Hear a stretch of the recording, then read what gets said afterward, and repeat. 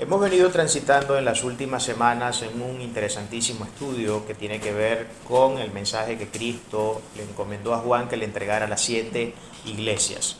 De esas 7 iglesias ya hemos tocado 2 de ellas, comenzamos con Éfeso, tal cual el orden lo sugiere en el propio libro de Apocalipsis, luego pasamos por Esmirna y hoy nuestra bitácora nos obliga a hacer una parada en una tercera iglesia y esta iglesia de hoy tiene que ver con la iglesia de Pérgamo. Vamos a estar estudiando un poco acerca de esta congregación, esta comunidad de fe, esta iglesia, pero también vamos a ver algunos aspectos generales, como siempre es costumbre, de lo que vendría a ser esta ciudad, ¿no? Porque hemos hecho una introducción, así ha venido siendo nuestro formato y de manera recurrente lo hemos venido aplicando en cada una de las iglesias que han estado siendo objeto de nuestro estudio. Hemos venido dando una breve presentación siempre de la situación geográfica, situación económica, situación social, política y religiosa de cada una de estas localidades a las que hemos estado dando la exposición en estas semanas. De manera que hoy no va a ser la excepción, estaremos haciendo exactamente lo mismo, pero antes de ir a ello, vamos a estar abriendo nuestras Biblias en el libro de Apocalipsis, nuevamente capítulo 2, y vamos a estar haciendo lectura para dar contenido a la carta de Pérgamo desde el versículo 12 hasta el 17. Desde el versículo 12 hasta el 17 vamos a estar haciendo lectura de la gloriosa palabra de nuestro Señor. Y dice la palabra de la siguiente manera en el nombre de Cristo Jesús. Y escribe el ángel de la iglesia en Pérgamo, el que tiene la espada aguda de 2 filos, dice esto: Yo conozco tus obras y donde moras, donde está el trono de Satanás. Pero retienes mi nombre y no has negado mi fe, ni aun en los días en que Antipas, mi testigo fiel, fue muerto entre vosotros, donde mora Satanás.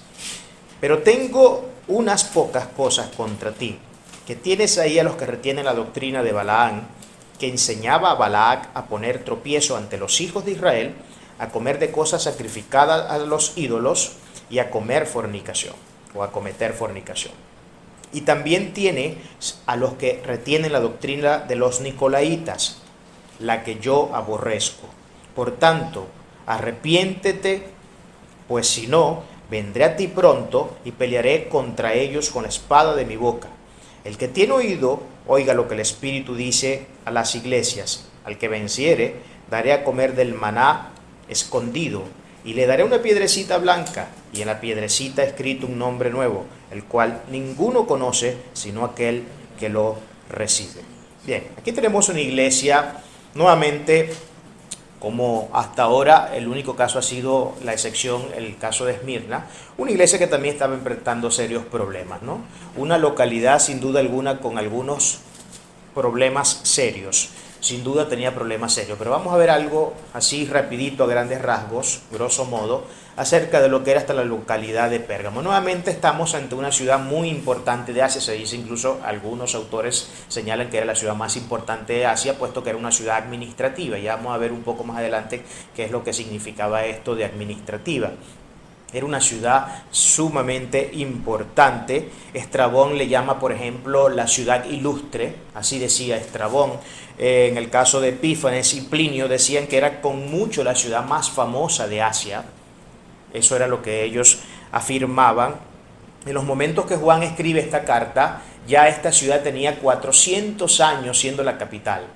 Desde el año 282 hasta el 133 a.C., era la capital del reino Seleucidas, que fue una de las localidades donde tuvo competencias imperiales Alejandro Magno, lo que no es poco decir ya en ese sentido. Era una ciudad sumamente religiosa, una ciudad que tenía en su rito introducida a las paganidades de Zeus por un lado, y también tenían Atenas. De hecho, ambos templos estaban construidos uno enfrente del otro. Y allí vamos a ver que ellos tenían una prolijidad religiosa, prolijidad por supuesto entre comillas, religiosa en términos de la paganidad que ellos por supuesto tenían como práctica común para esos tiempos. No tenía la importancia comercial de Éfeso y de Esmirna, sin duda alguna, no tenía la misma importancia comercial. Ya vimos que en el caso de Éfeso y en el caso de Esmirna estábamos ante ciudades que eran sumamente poderosas en términos comerciales, dado que tenían una ubicación geográfica que les beneficiaba mucho porque casi todas estaban conectadas por las principales rutas que hacían que toda la parte comercial transitara por ellas y les hacía ciudades muy poderosas en términos económicos. Acá en el caso de Pérgamo no tenemos el mismo caso en ese sentido, pero sí era una ciudad que por mucho rebasaba tanto a Éfeso como a Esmirna en términos de lo que era la parte cultural. De hecho, después de la biblioteca de Alejandría, la segunda biblioteca más grande para ese entonces era la biblioteca de Pérgamo. Tenía no menos de 200.000 rollos de pergamino. Por eso le llamaban la ciudad ilustre, porque ciertamente era una ciudad donde había mucho material académico. Y esa descripción está muy clara entre los comentaristas. Esto de que era el centro administrativo de Asia indicaba que era el centro también del culto del César. Sobre esto vamos a hablar un poco más adelante, no me quiero dilatar mucho en la introducción en este aspecto porque luego lo vamos a tener que desarrollar un poco más en uno de los versículos que nos va a tocar avanzar en el estudio.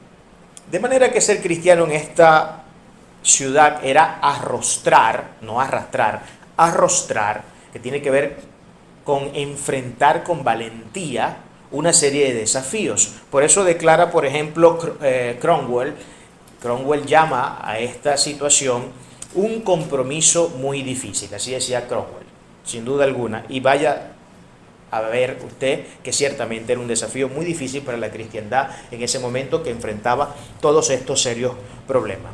Los quiero poner en ese contexto para que entendamos nuevamente que estamos ante una ciudad sumamente problemática. Y vamos a ir desarrollando un poco más, de manera un poco más evidente, más clara y precisa, esa problemática presente que tenían los cristianos de esta comunidad una vez estemos avanzando en cada uno de los textos. Por ello nos vamos a introducir ya, sin más preámbulos, a ver nuestro primer texto para analizar el día de hoy, que tendría que ser entonces la presentación que Cristo hace, como hemos venido haciendo también en el formato que hemos venido indicando en las diferentes iglesias. Vamos a ver siempre de manera notoria la presentación que Cristo tiene que hacer en cada una de las iglesias, porque estas presentaciones no carecen en ningún sentido de significado. Y las presentaciones que Cristo hace a cada una de las iglesias están empatadas, profundamente empatadas, con el hecho de la situación propia de la iglesia. Entonces, Él hace una presentación de ciertos atributos de Él distintos en cada iglesia, y usted va a ver que todos son distintos, no a todos le dice lo mismo, precisamente porque Él tiene que tratar cosas distintas con cada una de las congregaciones y tiene que dar una presentación de sí que sea coherente y consistente de manera directa con la situación que está atravesando esa iglesia en particular. Por lo que Cristo acá tiene que decir lo siguiente, y vamos a avanzar en el primer versículo, que será el versículo 2 entonces. Dice: y escribe al ángel de la iglesia en Pérgamo, el que tiene la espada aguda de 2 filos dice esto. Y esa es la presentación que Cristo da. Él dice tener la espada de doble filo. Y esto es sumamente interesante de notar, puesto que hay unas situaciones acá en contexto cultural, histórico y político que son importantes resaltar para poderle dar contenido a este texto. Por ejemplo, la Roma de aquellos días, la Roma del primer siglo, entre sus gobernantes habían 2 tipos de categoría o 2 tipos de clase dentro de sus gobernantes. Habían gobernantes que tenían el derecho ius deglis y los que no tenían ese derecho. Ahora, ¿cuál es este derecho ius degli? ¿Cuál es este derecho, o más bien gladi y ius gladi? ¿Cuál era ese derecho? ¿Qué era lo que significaba ese derecho? Ese derecho era aquellos que tenían la espada, y la autoridad con esa espada de sentenciar a muerte a todos los que ellos quisieran sentenciar a muerte. Eso era básicamente lo que significaba. Ius degli era el gobernante que tenía la espada y tenía la autoridad para sentenciar a muerte a los que ellos consideraran eran dignos de ser sentenciados a muerte. Había otros tipos de gobernantes que no tenían esa autoridad, pero estos sí la tenían. El procónsul, por ejemplo, que estaba en el cuartel de Pérgamo, tenía la total autoridad de mandar a matar al que él quisiera. Y por supuesto, entre esos que él quisiera matar, nunca dejaban de contar como posibilidades inminentes los cristianos. De manera que el procónsul, sin duda alguna, teniendo el cuartel general allí mismo en la ciudad de Pérgamo, podía tomar las decisiones de perseguir con espada a los cristianos y asesinarlos, como de hecho pasó en algunas ocasiones. Ahora, ¿qué es todo esto? ¿Qué es lo que esto nos quiere decir? ¿Por qué Cristo tiene que hacer una presentación de este tipo diciendo que Él es la espada de doble filo? Precisamente porque está hablando a una comunidad cuyos criterios valorativos de justicia estaban afinados y estaban empatados con la idea de creer que ellos tenían poder sobre la vida y la muerte de las personas, con creer que ellos tenían la autoridad y el derecho de decidir quiénes vivían y quiénes morían. Eso es lo que ellos estaban diciendo.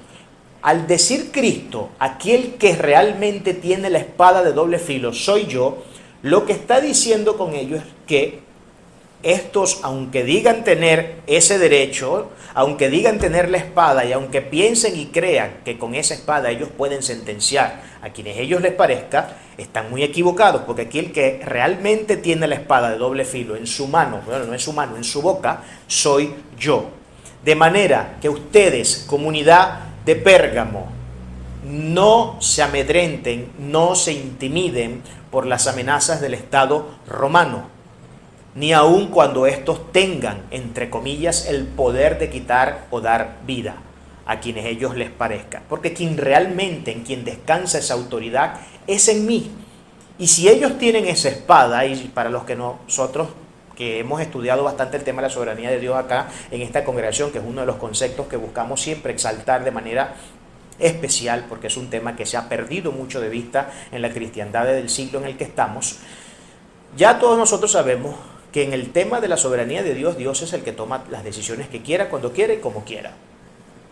Si los gobiernos tienen la autoridad de portar una espada y con ella sentenciar a muerte, como es por ejemplo el sistema norteamericano, donde hay estados que pueden dar la pena de muerte a ciertos reos porque están autorizados para eso, y esa autorización viene del cielo. Ustedes dirán, ¿cómo es posible que exista la pena de muerte en ciertos estados del mundo o en ciertos países del mundo? ¿No es eso en contra de los derechos humanos, etcétera, etcétera? Y viene todo el discurso de la Francia revolucionaria y todo este tema de los supuestos derechos humanos y toda esta cuestión, ¿no? Pero acuérdense que la palabra del Señor dice que Él le dio la espada a los representantes en la tierra de los gobiernos. Él dice que les dio la espada. Así lo dice, lo afirma el Nuevo Testamento de esa forma. Dios mismo es quien autoriza a los gobiernos a hacer lo que hacen. Por supuesto, uno podría preguntarse en este punto, y esto sería un tema polémico. Vamos a tratar de evitar la polémica en lo posible para que no nos vamos un poco por la tangente, no tomemos caminos que no serían realmente tan tangenciales, porque esto es contenido para la enseñanza. Pero sería, para muchas personas sigue siendo polémico el tema de cómo es que Dios entonces puede entregar la autoridad a un gobierno para que asesine. O, por ejemplo, peor aún, si el gobierno de turno que está en un lugar determinado es un gobierno tirano, es un gobierno dictatorial, o sea, cómo es que estos tipos, siendo tiranos, siendo dictadores, cómo es que un Hitler, por ejemplo, cómo es que un Mussolini, por ejemplo, cómo es que un Mao Zedong, cómo es que un Ho Chi Minh, cómo es que esta gente, cómo es que un Fidel Castro, cómo es que un Chávez, cómo es que esta gente puede hacer lo que le da la gana, cuando le da la gana y como le da la gana con el pueblo. O sea, ¿qué es lo que pasa con esta gente? Lo hacen ¿por qué? Porque ellos simplemente son los papás de los helados, porque se creen tener autoridades que luego no hay quien se las pueda quitar y sus derechos parecen ser sin duda alguna derechos que no tienen efectos retroactivos y inalienables, como de hecho son los derechos humanos.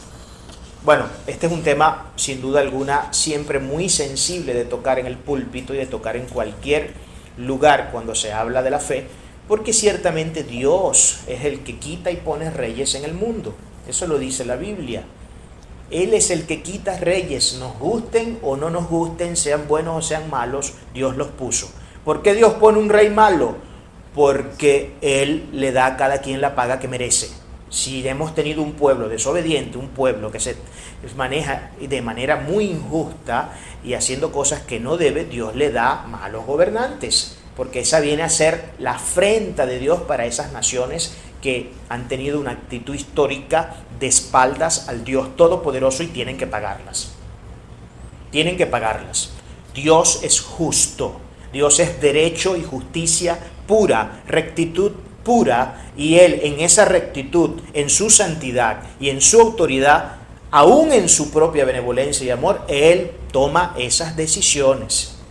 Él toma esas decisiones, no somos nosotros los que tomamos esas decisiones. ¿Cuál es la conclusión que podemos dar entonces a este primer texto que presenta Cristo? Pérgamo, iglesia de Dabar, iglesia del mundo. Aunque te persigan, aunque tengas un gobierno tirano que quiera hacerte tiritas, tal cosa no ocurriría a menos que yo lo autorice. Es imposible que estas cosas puedan sucederle a un cristiano, que uno solo de nuestros cabellos pueda ser tocado si la autoridad divina no lo autoriza, valga la redundancia. Si la autoridad divina no lo dice, nadie nos puede tocar. Jamás nos podría tocar ninguna autoridad, ningún gobierno, ninguna persecución podría hacer nada con nosotros. Ahora, si Dios dice que debemos pasar por crisis, que debemos pasar por una cierta situación, por una cierta momento de dificultad, pues ese momento de dificultad tendrá que venir, y siempre es transitorio. Ese momento de dificultad siempre va a ser transitorio. Además, en los momentos de dificultades que nosotros los cristianos afrontamos y que debemos arrostrar, son momentos de dificultad correctivos. Siempre son elementos correctivos para el cristiano. De la manera que el sufrimiento, yo siempre se lo he dicho a ustedes, y cuando desarrollamos la serie del Salmo 73, espectacular esa serie, hermosísimo capítulo. Cuando desarrollamos ese capítulo, la serie que dimos, en ese capítulo fueron 6-7 sesiones que dimos aproximadamente, pudimos ver lo terapéutico que es el dolor para el ser humano.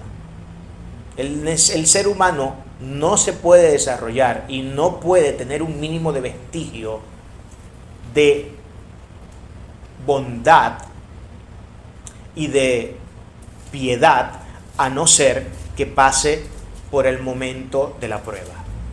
Entonces esto es completamente necesario y Dios mejor que nadie lo sabe. Nosotros somos los que no terminamos de entenderlo, pero esa es la realidad bíblica.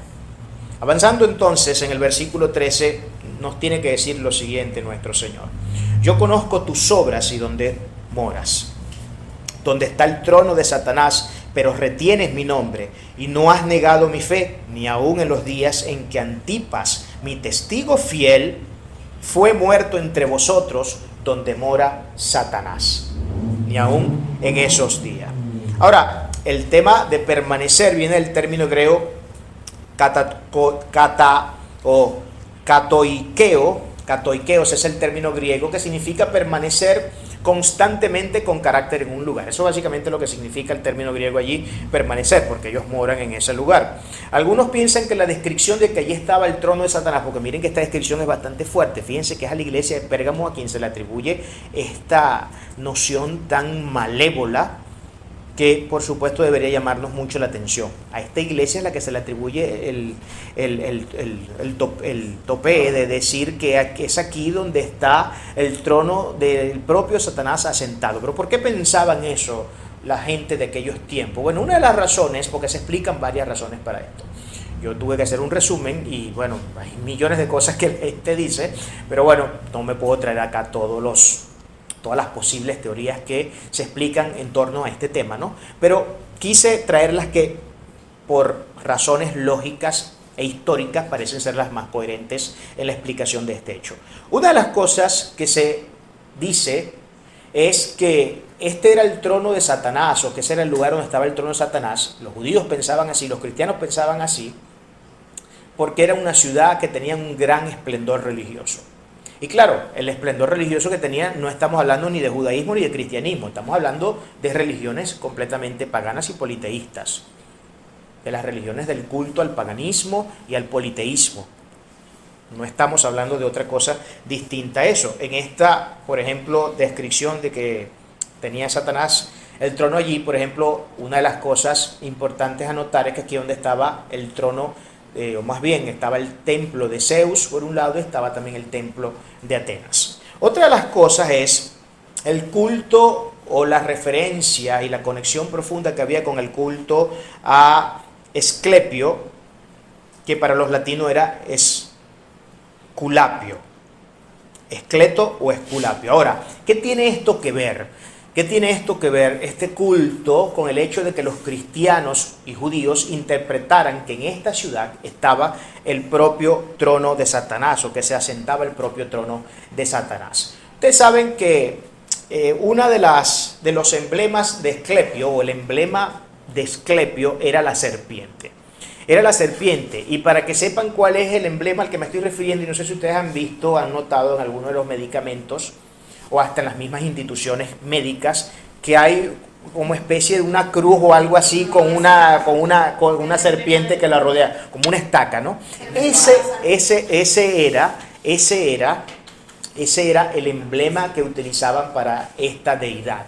Y claro, entendiendo que tanto para judaísmo como cristianismo la serpiente era simbólica de Satanás,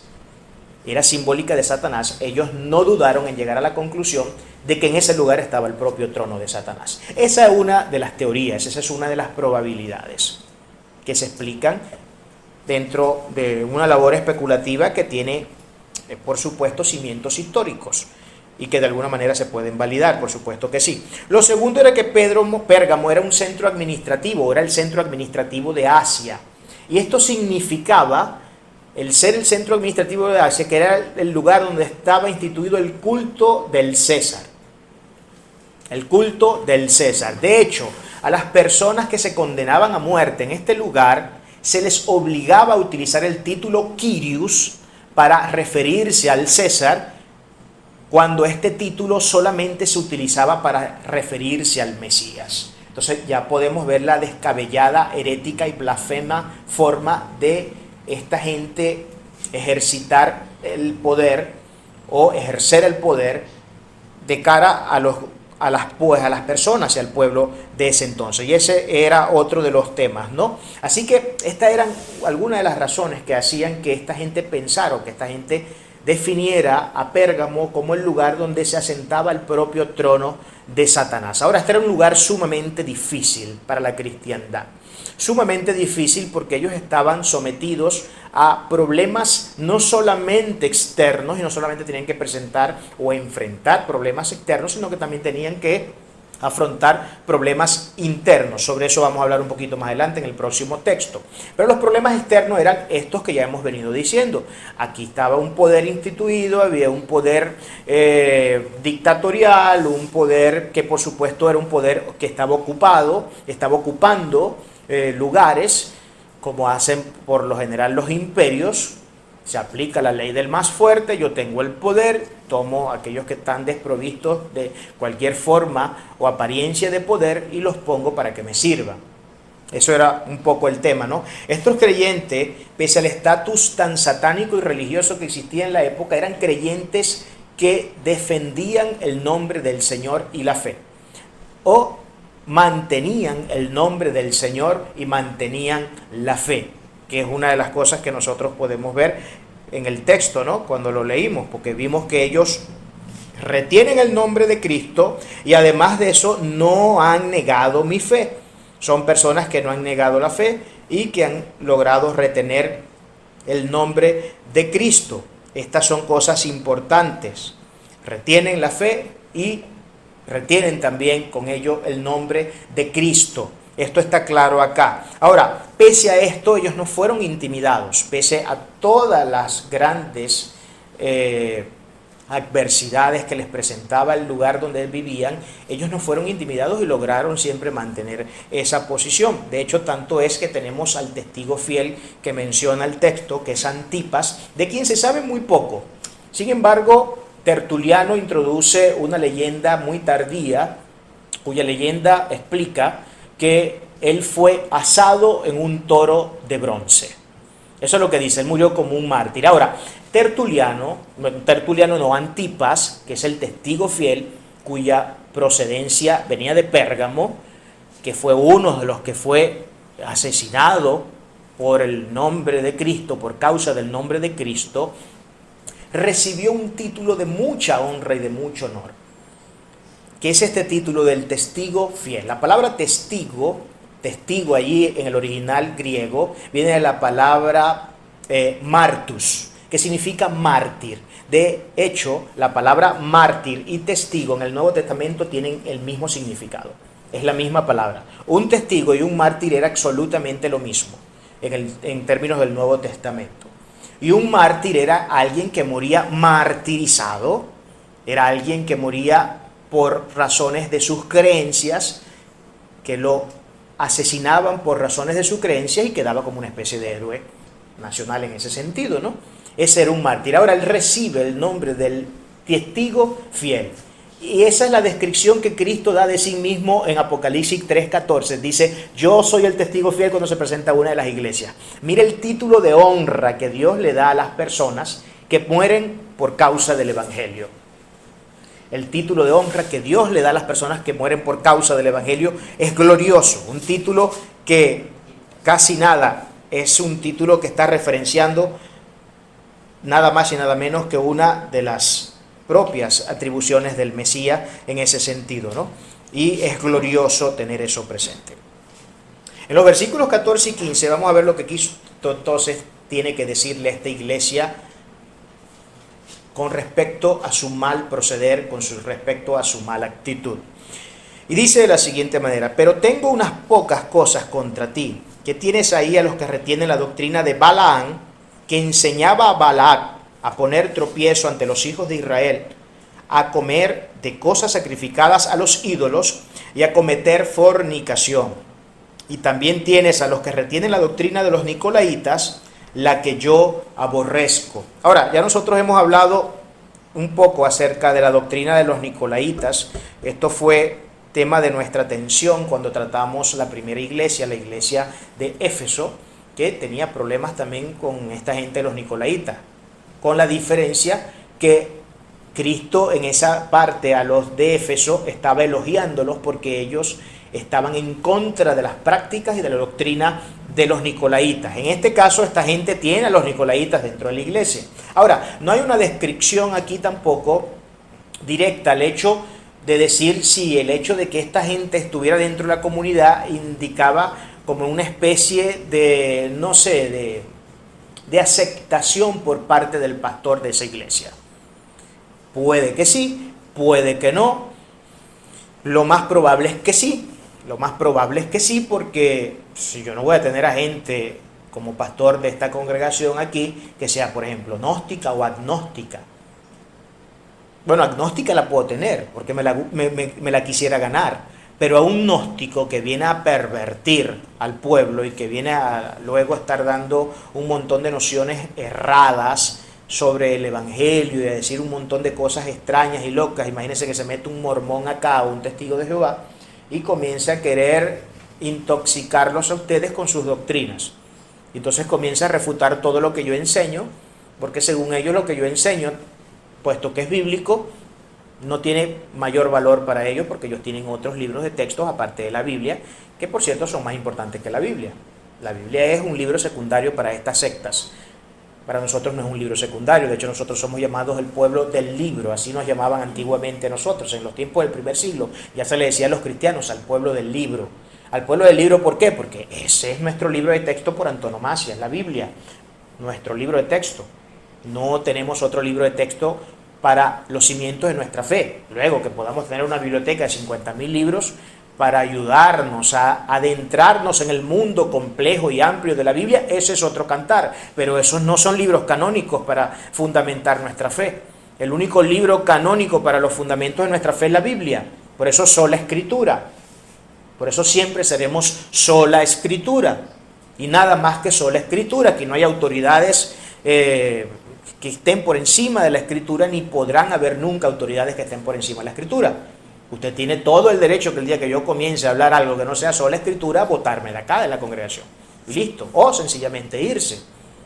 sencillamente irse de la congregación. Entonces, vamos a hablar un poco acerca de Balaam, porque lo de Balaam aquí sí lo describe claramente. Con lo que sí tenemos problemas siempre es con el tema de los nicolaitas, que tanto aquí como en el caso de Éfeso no se da una descripción ni siquiera meramente aproximada de qué era lo que realmente trataba el tema de los nicolaitas. Por lo que uno tiene que utilizar fuentes extrabíblicas, documentarse con cuestiones históricas y todo este tema para poder más o menos tener una visión acerca de lo que eran estos nicolaitas. Pero con el tema de Balaam se dice claramente que Balaam enseñaba a poner tropiezo a los hijos de Israel y a cometer sacrificios a ídolos y a cometer fornicación. Entonces la doctrina de la vara estaba circunscrita a la idolatría, a la inmoralidad sexual, y además de eso estaba circunscrita también a una persona que predicaba por sueldo. ¿Ok? Yo no sé si ustedes recuerdan, para esto tendríamos que recordar un poco números 22, 23 y 24, que es donde se referencia la historia de Balaam. Ustedes saben que el tema de Balaam es un tema bastante polémico y es un tanto engorroso de entender, porque no terminamos de ver si es que el tipo era o no un profeta de Dios, o era un simple adivino pagano, o era un simple demonio, o era un hijo de Dios que se desvió en un momento determinado. Parece ser que estas cosas no terminan de quedar muy claras cuando nosotros nos adentramos a estudiar la historia de Balaam. Pero para resumirla a grandes rasgos, la historia de Balaam fue que Balac, el rey de Moab, puesto que estaba viendo el inminente riesgo que representaba para ellos que la nación de Israel estuviera cerca de sus localidades, puesto que había venido avanzando y había venido despojando territorios y reyes de sus lugares, ellos pensaron que exactamente iba a ocurrir eso con ellos. Entonces Balaam, un tipo que era contratado a sueldo para bendecir o maldecir, que dice la Biblia que tenía el poder para bendecir o maldecir naciones, fue contratado por Balac para que fuera a maldecir a la nación de Israel. ¿Qué es lo que sucede? Que este tipo, bueno, se levanta, le llega a la comisión del rey, etcétera. Bueno, mira, venimos de representante del rey de Moab, de Balac, y queremos que tú hagas esto, que maldigas a ese pueblo de Israel. Dice, déjenme consultar a Dios, a ver qué Dios me dice. ¿Qué es lo que el Señor le dice? Ni se te ocurra porque ese es un pueblo bendito, le dice el Señor. Entonces, ¿qué es lo que sucede? Al otro día el tipo le dice, no voy a hacer eso, váyanse por su camino por donde se vinieron, pero el otro día volvió el rey a enviar una comisión de representantes que tenían más fuelle. O sea, la gente ya no eran cualquier los loquitos de carretera, ya eran príncipes los que habían ido en esta ocasión. Ustedes saben, buscando más influencia. Mira, lo que tú le pidas al rey, cualquier cosa él te la va a dar, él te va a honrar con lo que quieras. ¿Y qué es lo que dice Balaam? Y aquí es donde ya las antenitas de vinil tienen que levantarse. ¿Qué es lo que dice Balaam? Balaam dice, déjame consultar al Señor nuevamente. ¿Pero por qué consultar nuevamente al Señor si el Señor había sido claro en la primera consulta? ¿O no fue claro? Eso se parece mucho, un poco mucho a la forma a veces de proceder nuestra en la vida, ¿no? Tenemos claro por la Biblia qué es lo que tenemos que hacer ante determinadas circunstancias y situaciones, y parece ser que como que no, vamos a volver a leer la cosa a ver si es que fue que leí mal, o vamos a tratar de buscar una forma de ver una distinta manera de interpretar esto, porque a lo mejor es que estoy aplicando una hermenéutica incorrecta, ¿no? Quizás aquí, claro, porque es que lo que el corazón quiere hacer es lo que está en contra de la Biblia. Eso es lo que siempre quiere hacer nuestro corazón, lamentablemente, pero esa es la realidad. Y nos pasa mucho eso. Yo no sé si ustedes han escuchado, pero yo lo escuché mucho en mis tiempos cuando me estaba formando.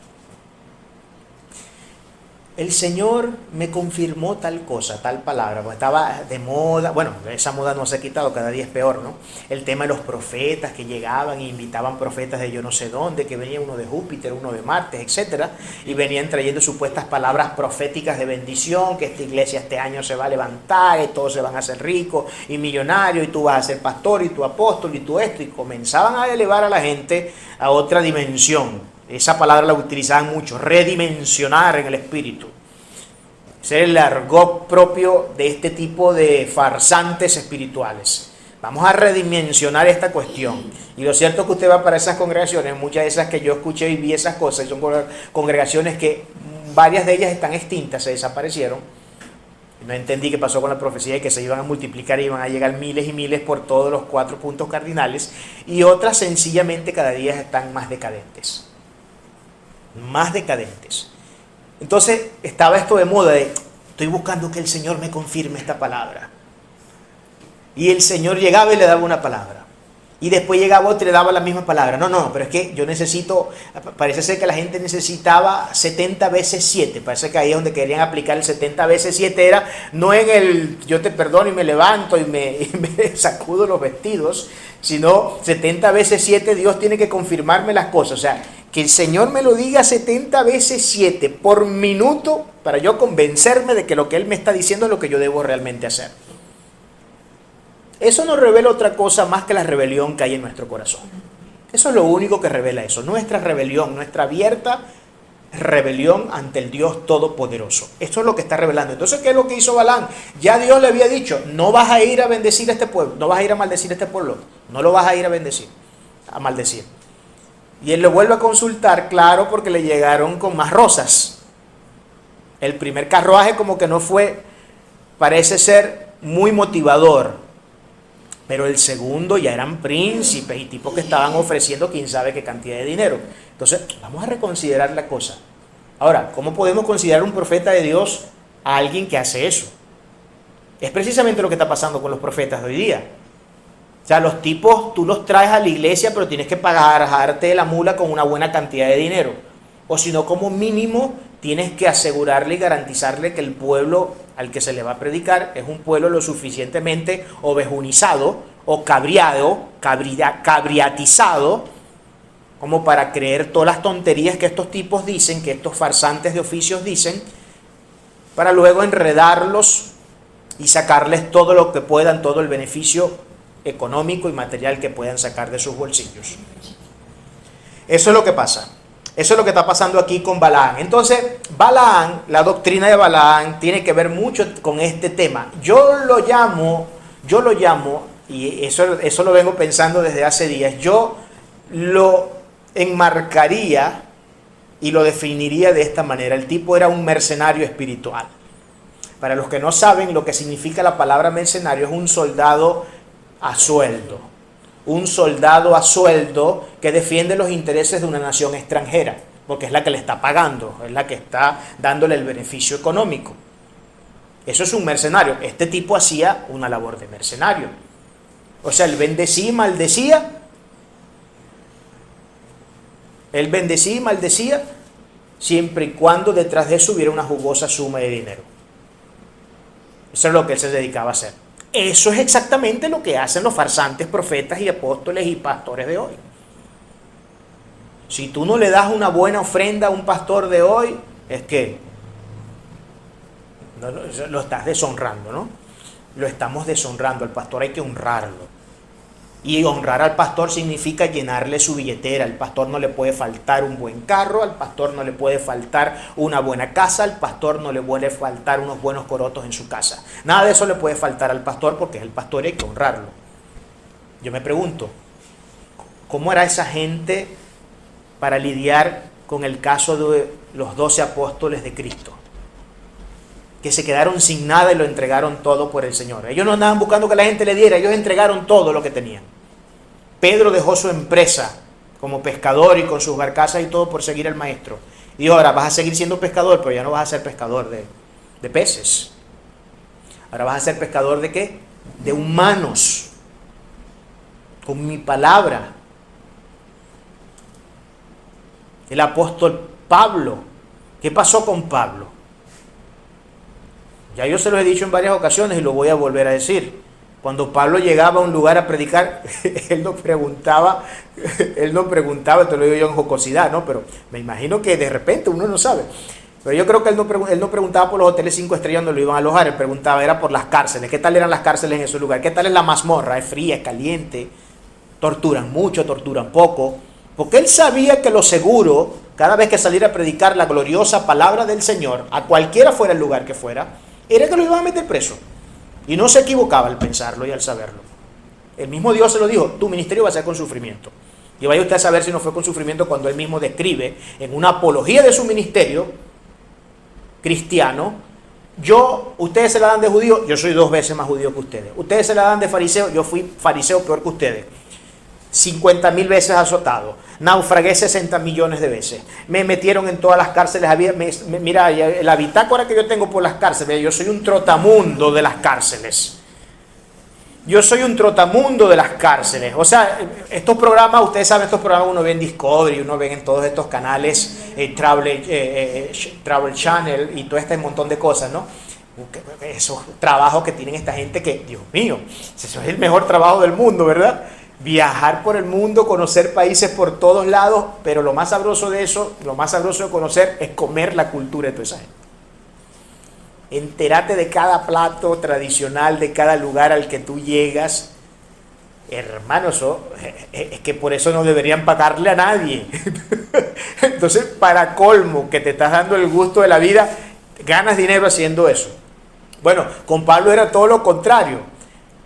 Pablo ciertamente era un trotamundo. Pablo era el tipo más cosmopolitan de todo el Nuevo Testamento es Pablo. Pablo se conoció todos los lugares. El problema con el ministerio de Pablo, que aunque iba a todos los lugares, no iba a los hoteles 5 estrellas, a los hoteles de lujo. El tipo lo que iba era a recibir palo y a meterse en la cárcel, más nada. Yo creo que llegaría a un punto donde Pablo diría, ¿para qué me voy a esperar que me llamen y me digan que me van a meter preso? Yo mismo voy y me meto preso yo solo. Yo creo que Pablo llegaría a un punto de acostumbrarse tanto al hecho que yo creo que ya él mismo buscaba las cárceles, ¿no? Él mismo buscaba seguramente las cárceles. Entonces, esa es la doctrina de Balaam, hermanos. La doctrina de Balaam enseñaba a poner tropiezo, fornicación, adulterio y todas estas cosas, morbosidad sexual, todo tipo de perversión sexual. Cuando hablamos de los nicolaitas, hay mucha similitud en este tema. Hay mucha similitud, porque ¿qué es lo que dice el nicolaita? No voy a extenderme mucho en el tema de los nicolaitas porque ya lo explicamos en la carta de Éfeso. Pero acuérdense que viene de un juego de palabras, ¿no? Nicán y Laos, que significa la conquista del pueblo. De hecho, aquí donde viene la conexión con Balaam, porque la palabra Balaam también significa, en una conjugación de términos, viene de la palabra vela por un lado y de la otra palabra Ha'an, que también significa la conquista del pueblo. Ambos significan la conquista del pueblo, tanto en el caso de los nicolaitas como en el caso de Balaam. La conquista del pueblo. La conquista del pueblo, que maestros inmorales que buscaban conquistar al pueblo a través de la inmoralidad. Acuérdense que los nicolaitas eran antinomianos. ¿Qué significa la palabra antinomianos? Nomio viene de nomos, ley, anti, el prefijo anti, que forma esta palabra compuesta, significa en contra, ¿verdad que sí? Entonces, antinomianos era que ellos decían, si ya estamos en los tiempos de la gracia, eso, cualquier parecido con la realidad, sin duda no es ninguna coincidencia, me refiero con la realidad del siglo XXI, de la iglesia moderna, la iglesia posmoderna. Cualquier coincidencia o cualquier más bien parecido con la realidad no es coincidencia, no es coincidencia. De hecho, es intencionalidad pura. Intencionalidad pura. Pero lo que esto se representaba entonces, en el tema de los nicolaitas, al ser antinomianos era, la ley pasó, Cristo la clavó en la cruz, ya yo no tengo que cumplir ninguna ley. Y como eran gnósticos los tipos, y el gnosticismo enseñaba que el cuerpo, la materia, era maldita, era mala por sí sola, ¿qué importa que yo a esto que de por sí es corrupto, lo entregue a cualquier pasión y a cualquier porquería y a cualquier basura a la que yo la quiera entregar? Nada malo estoy haciendo, simplemente le estoy dando lo que ella tiene que tener, porque por esto que esto no sirve, hay que darle lo que no sirve. Entonces, en eso no estoy pecando. Porque ya Cristo cumplió la ley, yo no tengo que cumplir nada, estoy bajo la gracia, hago lo que me dé la gana, me doy mi propia licencia para pecar cuando quiera, como quiera y cuanto quiera, y luego no pasa nada. Porque a fin de cuentas, lo que estoy usando para hacer eso es algo tan asqueroso y podrido como la materia. Ya ustedes saben, ¿no? Cuando hablamos de eso, que el tema de la materia se funda con los supuestos eones, que son manifestaciones de Dios, que se alejaron tanto de Dios al punto que salió un eón de eso que se llamó Jesucristo, y ese eón fue el que creó el universo. Porque esa es la forma que ellos tienen de describir que Dios creó la materia. Pero ¿cómo Dios pudo haber creado la materia si la materia es satánica, es del diablo, es mala, es corrupta, es maligna? porque Dios creó eso. No, es que eso no lo creó el Dios sabio y todopoderoso de los cielos y la tierra, sino que una de esas manifestaciones, uno de esos eones que se alejaron tanto de su presencia, se volvieron tan en contra de él como lógicamente tenía que ser, que crearon algo tan perverso y pervertido como la materia, y por eso viene el mundo natural que conocemos y todo el universo de su existencia, con toda su complejidad y toda su sistematicidad en los cuerpos celestiales y espaciales. Eso es lo que pasa. Y eso es lo que esta gente básicamente se llama. Entonces, esta gente eran maestros. En conclusión, esta gente, estos eran los dos problemas. Mira, iglesia de Pérgamo, tú tienes dos graves problemas. Estás empatado con las nicolaitas y estás empatado con los balanaístas. Listo. Básicamente, ¿qué resume esto? Laxividad moral, liviandad moral, blandengues morales, personas endebles en su moral y en su ética, cuyo compromiso nunca está de cara a Dios, sino de espalda a Dios. Eso es lo que esto traduce. Entonces, nicolaitas, Balán, perversión moral al máximo nivel. Eso es lo que tenía que decirle el Señor a esta gente. Versículo 16. Por tanto, arrepiéntete, pues si no, vendré a ti pronto y pelearé contra ellos con la espada de mi boca. Ahora, ¿cuál es esa espada de la boca del Señor? Yo quiero leer rápidamente un comentario de William Barclay que me pareció súper interesante, además que termina con una poesía y eso me encanta. Dice de la siguiente manera. William Barclay señala lo siguiente: la amenaza del Cristo resucitado es que peleará contra ellos con la espada de su boca. El Cristo de la espada es una figura alucinante. Esa es la referencia que él utiliza, alucinante. Pensando en los conquistadores del pasado y comparándolos con Jesucristo, un poeta escribió lo siguiente, y abro cita: y se desvanecieron de la escena como sombras fugaces en cristal, y conquistando recorrió los siglos Cristo sin una espada sobre un asno. Sin una espada sobre un asno. Ahora, ¿por qué el poeta dice sin una espada? Aquí está afirmando el tema de la espada. ¿Por qué William Barclay trae esto a colación dentro de su comentario? Hay que pensar, ¿no? Porque es que la espada que referencia la Biblia no tiene nada que ver con la espada que nosotros referenciamos en términos terrenales. Y esa es la discriminación clara que él quiere hacer en este punto. Esa es la discriminación. La espada de Cristo es una cosa, la espada de los hombres es otra cosa. Son dos cosas diametralmente opuestas. Diametralmente opuestas. ¿Qué es lo que es entonces esa espada? Esa espada está clara en la Biblia y vamos a ver algunos textos. Por ejemplo, si usted lee Hebreos 4:12, dice de la siguiente manera: porque la palabra de Dios es viva y eficaz y más cortante que toda espada de dos filos, y penetra hasta partir el alma y el espíritu, las coyunturas y los tuétanos, y discierne los pensamientos y las intenciones del corazón. ¿Y qué nos dice Efesios 6:17? Efesios 6:17 nos dice entonces: y tomad el yelmo de la salvación y la espada del Espíritu, que es la palabra de Dios. Entonces, ¿de qué espada está hablando Cristo acá? De la palabra del Señor. La palabra del Señor. Ahora, la amenaza de Cristo es: si no te arrepientes y tomas el camino correcto, yo voy a pelear con la espada de mi boca.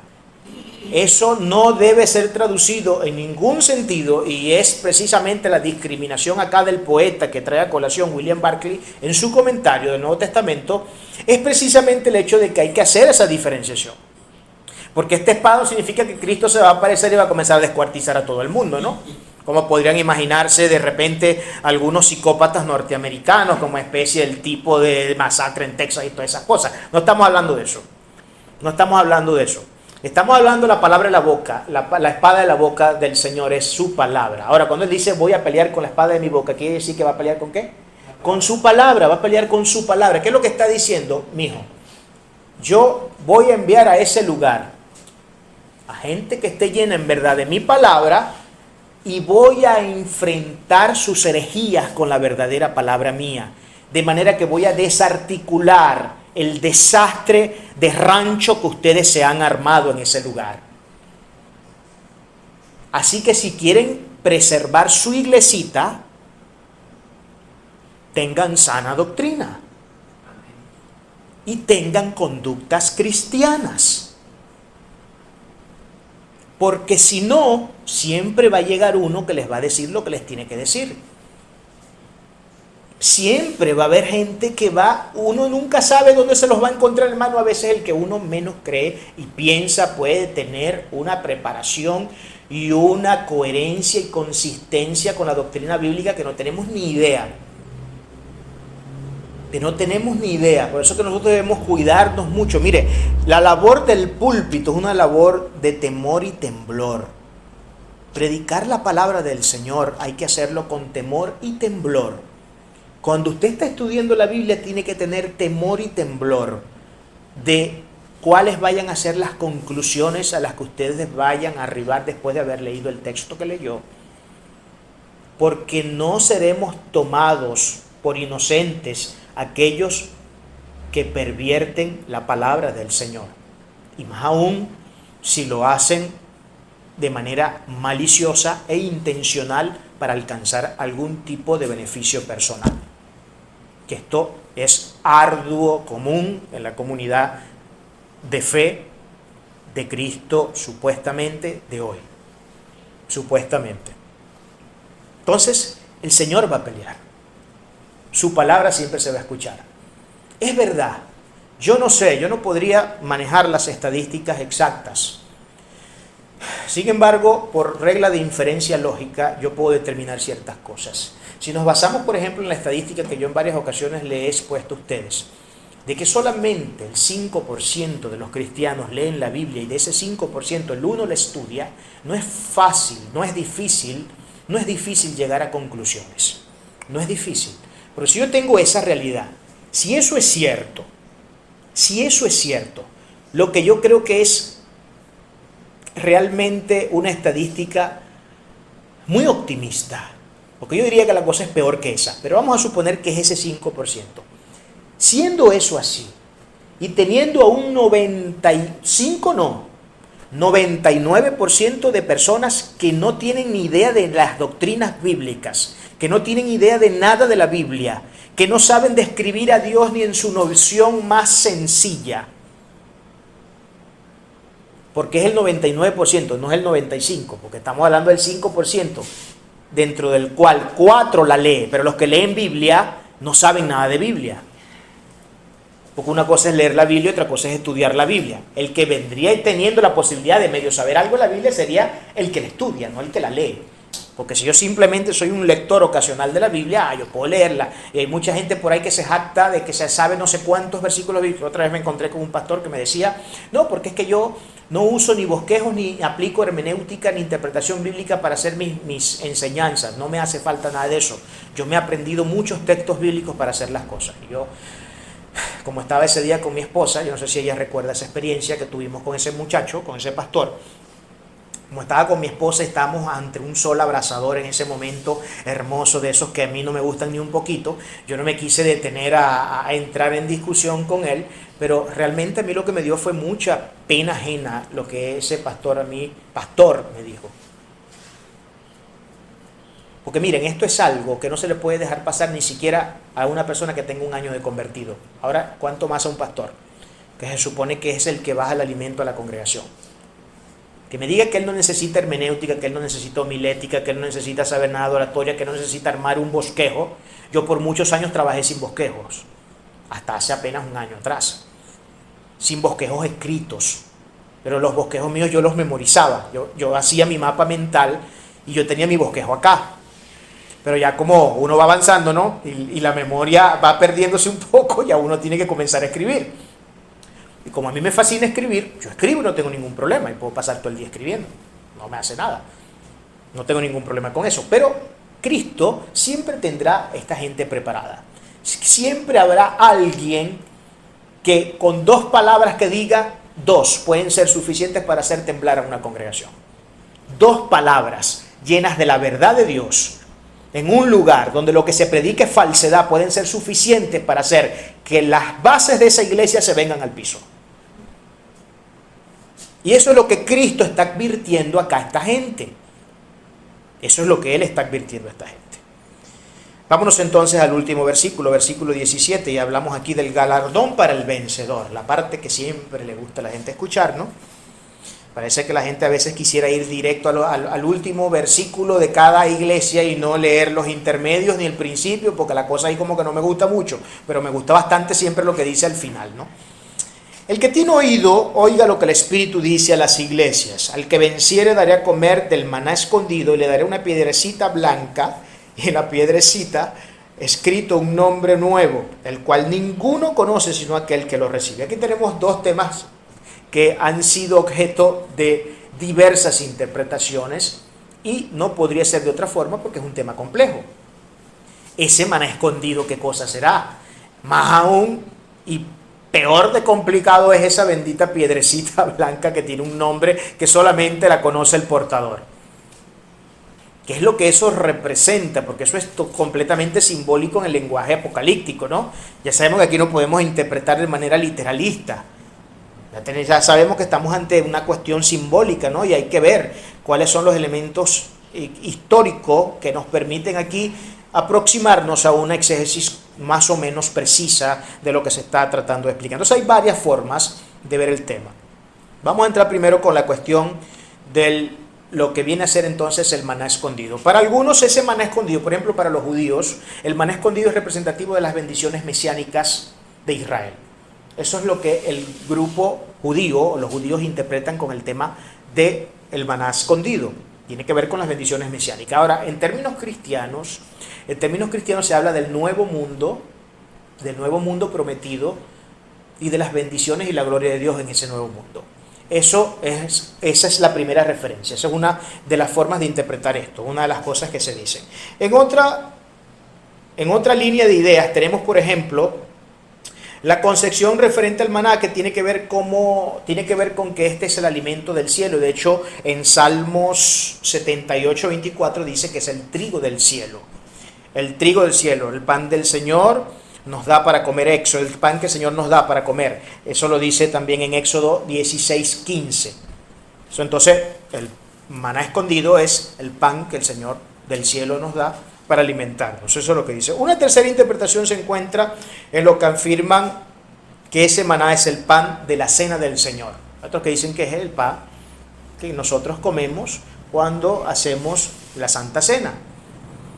Cuando practicamos el sacramento de la Santa Cena, ese pan que comemos, dicen aquí, esta escuela de interpretativa piensa que es ese maná escondido al que se está refiriendo, que es el maná que da ¿qué? Nueva vida. Porque el pan, ¿qué es lo que representa? El cuerpo de Cristo puesto en el sacrificio, ¿verdad que sí? Eso es lo que representa el pan, el cuerpo. El vino representa la sangre derramada por Cristo. Entonces, puesto que el pan, siendo en este caso, según esta escuela interpretativa, siendo en este caso el maná escondido, lo que está diciendo es que es el cuerpo de Cristo que trae el beneficio de la vida nueva, de la vida eterna, de la expiación de los pecados, del perdón de los pecados. Ahí tenemos tres interpretaciones. Cualquiera de ellas lo que nos están diciendo es que ese maná, sepamos a precisión o a imprecisión, lo que realmente significa es que es una gloriosa bendición del Señor. Punto. Sin enredarnos mucho la vida, ¿no? Porque luego hay siempre quien quiere buscar la mamá de Adán y el ombligo de Adán y Eva. Ninguna cosa existe, ¿no? Adán y Eva, por ahí hay unos pastores que se andan discutiendo si Adán y Eva tuvieron ombligo, porque no nacieron de mujer. No tenían cordón umbilical, no nacieron de un pacto biológico, ¿no? Según nos cuenta la Biblia. Entonces hay quienes andan en esos debates si tenían ombligo, si no tenían ombligo. Entonces yo creo que eso es teología estúpida, ¿no? Pero bueno, cada loco con su tema. Yo no gasto cartuchos ni pólvora en estupideces que no tienen sentido. Bueno, siguiendo acá entonces, Eso es lo que podemos ver. Ahora vamos al tema que es un poquito más complicado para que cerremos acá. En referencia entonces a la piedrecita blanca, que tenemos que decir, bueno, vi como me estudié, me leí como algunas 7 o 8 teorías distintas. Solamente traje a colación 3, que son las que yo creo tienen un poco más, sugieren un poco más de sentido común y tienen un poco más de aprehensión con la Biblia, ¿no? Vamos a ver, por ejemplo, en los tribunales antiguos existían lo que se llamaban las piedras blancas y las piedras negras. Las piedras blancas se le daban a los que eran declarados inocentes, mientras que las piedras negras a los que eran declarados culpables. De manera que quien portaba entonces una piedrecita blanca en el momento de un juicio estaba siendo declarado inocente. ¿Qué aplicación tiene esto en términos de la interpretación que podemos hacer del texto? Simple, que nosotros hemos sido justificados por la sangre del Cordero, por cuanto ya no somos culpables de pecado, sino que somos inocentes ante Cristo y ante el Dios Todopoderoso. ¿Estamos viendo? Lo segundo, en el mundo antiguo se usaban mucho unos objetos que se llamaban en latín teseras. Unas teseras. Las teseras podían ser especies de tablitas de madera o también podrían ser de piedra. ¿Okay?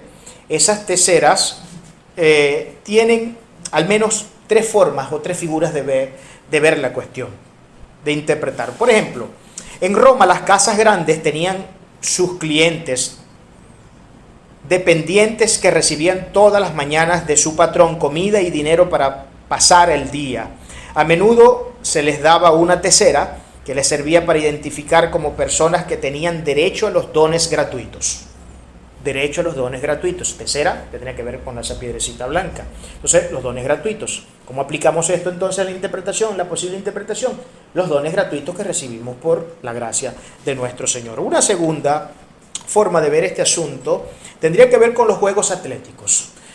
En los juegos atléticos, cuando un atleta ganaba la competencia y tenía cierta trayectoria, a ese atleta se le entregaba también una tesera. Esa tesera era un pase de valor o de acción de gratuidad para todo lo que tenía que ver con los eventos públicos en la ciudad. Cualquier evento público que había que pagar una entrada, ellos con esa tesera tenían acceso gratuito a cada uno de esos eventos públicos. La gratuidad que entonces podríamos decir aquí en aplicación de nuestra salvación. Parcialmente esa gratuidad. Bueno, no parcialmente, ya yo les he dicho a ustedes que en realidad la salvación nunca ha sido gratis. La salvación tuvo un precio muy alto y fue el que Cristo pagó en la cruz por nosotros. Que no seamos nosotros el que lo pagamos es otra cosa, pero Él lo pagó por nosotros. Entonces la salvación de ningún sentido ha sido nunca jamás gratis. Se pagó un altísimo precio y fue nuestro Señor y Salvador quien no tenía culpa de nada el que tuvo que pagar ese precio. La otra aplicación o la otra interpretación que hay es, ustedes saben que los máximos héroes de la Roma del primer siglo, de la Roma antigua, eran los gladiadores. Cuando un gladiador en el tiempo se convertía en una persona que iba victoria tras victoria, y el gladiador era una persona que en términos generales peleaba hasta que le mataban. O sea, un gladiador nunca dejaba de ir al circo a pelear, o al coliseo a pelear, a menos que lo asesinaran. Cuando lo asesinaran se acababa la carrera del gladiador. Pero cuando el gladiador resulta que nunca era asesinado en el campo de batalla, sino que recurrentemente adquiría la victoria y alcanzaba además ciertos años de edad, recibía el privilegio de la tesera. Y la tesera para él tenía unas inscripciones que eran las letras SP. Esa tesera tenía esas inscripciones, SP, Spectus en latín, que significa un hombre cuyo honor no tiene discusión. Un hombre cuyo honor y valentía no tiene discusión. Eso es lo que significaba SP, Spectus. No tiene discusión. ¿Cómo aplica el cristiano? ¿Cómo aplica el texto? Nosotros, sería el caso de este hombre que nombramos atrás, de Antipas. El tipo, pese a las persecuciones, pese a todos los problemas y a los inminentes riesgos y peligros a los que se estaba enfrentando cada vez que salía a predicar la palabra de Dios, y de hecho fue muerto, es un tipo que puede recibir esa tesera. Es un tipo que perfectamente se calificó para recibir esa tercera, puesto que él obedeció hasta el fin y puesto que arrostró, enfrentó con valentía y virtud todos los desatinos de la vida y todas las crisis y todos los eventos de dificultad, de dolor y de privación que tuvo que experimentar en sus tiempos de ministerio. Eso era lo otro que significaba. Pero hay un último significado en este texto que ya no tiene que ver con la tercera, sino con unos amuletos que se utilizaban en el tiempo antiguo. Y esos amuletos tenían revelado el nombre de un dios. Pero ese nombre de ese dios solamente lo podía conocer el que era portador de esa piedra. Ahora, al ese portador tener conocimiento del nombre del dios que estaba inscrito en el amuleto que colgaba en su cuello, tenía un cierto poder sobre ese dios para demandar de ese Dios bendiciones. Todo tipo de bendiciones. Evangelio de la prosperidad. Parece ser que el evangelio de la prosperidad hoy es que esta gente tiene unos amuletos guindando en el cuello, ¿verdad? Con un nombre que solamente ellos conocen. Yo creo que sé lo que dice el nombre. Roba bastante y hazte rico. Eso es lo que creo que dice el nombre del amuleto de la gente de la prosperidad. Roba bastante y hazte rico. Entonces, esas inscripciones solamente las conocía el portador y tenía cierto poder sobre el Dios. Lo podía manipular, imagínense ustedes, lo podía manipular. Ahora, ¿cómo aplicamos esto a nuestro texto? ¿Cómo podemos ver la aplicación o cómo podemos examinar esto en nuestro texto? ¿Podemos nosotros hacer esas cosas? No, lo que sí de esto traemos es que nosotros, cuando conocemos el nombre del Señor, y conocer el nombre del Señor implica conocerle a Él, y para conocer a Dios tenemos que conocer también su palabra. Es obligatorio, porque a Dios se conoce a través de la palabra, el único medio por el cual nosotros podemos conocer a Dios, porque sí, existe una revelación, hay una revelación especial, general, y hay una revelación particular o especial. Dios se revela por esos dos medios. Cuando nosotros entramos en la parte de lo que tiene que ver con lo que es la parte de teología sistemática, Dios se revela por esos dos medios. O sea, la naturaleza habla de Dios, que sería la revelación general de Dios, y hay una revelación especial que es la Biblia. O sea, yo a través de la naturaleza, de lo que puedo aprender de la naturaleza, no puedo conocer el carácter del Dios al que sirvo. Cuando más la naturaleza lo que puede decirme es que detrás de toda esta magnífica obra tiene que haber un creador. Es lo que la lógica nos diría. Ahora, esa naturaleza creada, yo viendo el sol y viendo la luna, por ejemplo, y describiendo anatómicamente al sol y la luna, no puedo llegar a la comprensión del carácter del Dios que creó el sol y la luna. Ahora, ¿cómo llevo la comprensión del carácter del Dios que creó el sol y la luna? Entrando entonces en la revelación especial, que es la palabra del Señor. Es la forma de entonces yo poder saber estas cosas. No lo puedo saber de otra manera. Ahora, cuando nosotros conocemos el nombre del Señor, que es representativo y traduce una vida que conoce a Dios y que vive para Dios, las gloriosas bendiciones del Señor se derraman sobre nuestra vida. Ahí está la aplicación. Las gloriosas bendiciones del Señor se derraman entonces sobre nuestra vida. Y ese es el tema con la bendita piedrita blanca y con el maná escondido. El maná escondido, el tema del maná escondido tiene una historia bastante amplia. No se las quise contar porque entonces dilatamos mucho esto acá, ¿no? Pero tiene una historia muy amplia e interesante en muchos aspectos, ¿no? Concluyendo entonces, la iglesia de Pérgamo sí que tenía serios problemas. Sus amenazas no solo se encontraban fuera, sino dentro de su mismo templo. Las laxas doctrinas de Balaam y los nicolaitas amenazaban la existencia de la cristiandad en ese lugar. Una amenaza que era mucho más seria que el propio poder romano en su ius cladi, o poder de usar la espada para sentenciar a muerte a quien el Estado romano quisiera, era mucho más fuerte que ese. No es suficiente perseverar en el nombre de Cristo y la fe en un sentido parcial. No es suficiente. Este era el problema que tenía la iglesia de Pérgamo. Ellos estaban, sí, esforzándose, sí, haciendo ciertas cosas para el Señor, pero su vida cristiana era parcial. Era muy parcial. Ayer escribí algo que les compartí en la cosa esta, en el estado, ¿cómo se llama esto? En el grupo, que les compartí en el grupo de WhatsApp, que yo sé que no creo muchas sonrisas, no pinto muchas sonrisas en los rostros. Estoy seguro que más de uno sintió que le dieron un puntapié en el propio hígado, ¿no? Con lo que escribí. Pero en la realidad, hay una cosa que yo digo allí muy cierta, y no es porque lo diga yo, que eso lo dice la Biblia, yo simplemente repito como loro lo que la Biblia dice. O se es cristiano o no se es cristiano. Lo que no se puede ser es casi cristiano. Punto. O medio cristiano. Fue la palabra más exacta que yo utilicé allí en el artículo. Bueno, el artículo no, eso no fue un artículo, un escrito ahí sencillito. Esa fue la palabra que yo utilicé. O se es cristiano o no se es cristiano. Lo que no se puede ser es casi cristiano. Porque los casi cristianos se van para el infierno igualito. Se van para el infierno. O sea, estos cristianos nominales que son profesantes de la fe, pero nunca practicantes y jamás han sabido ni han experimentado el nuevo nacimiento ni nada por el estilo, ni saben lo que es tener una comunión con el Dios del cielo y la tierra.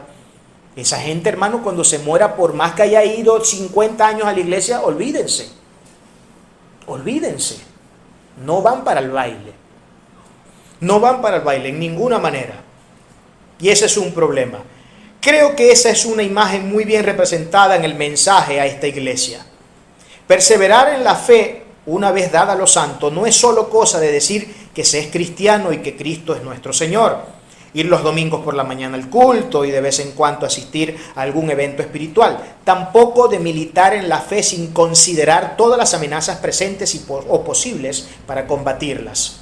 Un creyente que mira a través de la luz del glorioso evangelio, que se ejercita constantemente en la fe bíblica, debe ser alguien que, en su praxis, articula constantemente la palabra de Dios como un organismo vivo que se convierte en el motor de su conducta.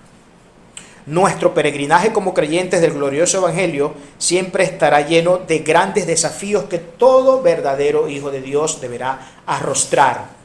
No faltarán aquellos quienes, creyéndose con el derecho de portar la espada de la condena, quieran acabar con nuestras vidas. No obstante, nada ni nadie podrá jamás tocar uno solo de nuestros cabellos si aquel que, por el derecho, porta la espada verdadera del doble filo, lo autoriza. La voluntad, la fe cristiana, no fue diseñada por Dios para que se cumpla a medias. Es necesario cumplirla a cabalidad, atendiendo a cada una de sus divinas prescripciones. La voluntad preceptiva de Dios es algo que Él espera que cumplamos a tiempo y fuera de tiempo. En todo lugar donde se predique el santo evangelio, siempre existirán los seguidores de Balaán y los nicolaitas, porque en resumen de lo que estas doctrinas tratan es de crear creyentes con liviandades morales, puesto que no se adhieren a la ortodoxia bíblica, cuyas conductas se contraponen al sagrado texto. Las preciosas promesas de nuestro Señor y Salvador Jesucristo, si vencemos todos los obstáculos como santos que perseveran en la fe, son cuantiosas bendiciones que no podrían venir de nadie más que Él. No dejemos de perseverar, sigamos avanzando en la carrera, que si bien no es un camino expedito, libre de obstáculos y dificultades, nuestro glorioso Jesús nos ha prometido vencer si nuestros ojos permanecen puestos en Él como el autor y consumador de nuestra fe. Y damos gloria a nuestro santo Señor.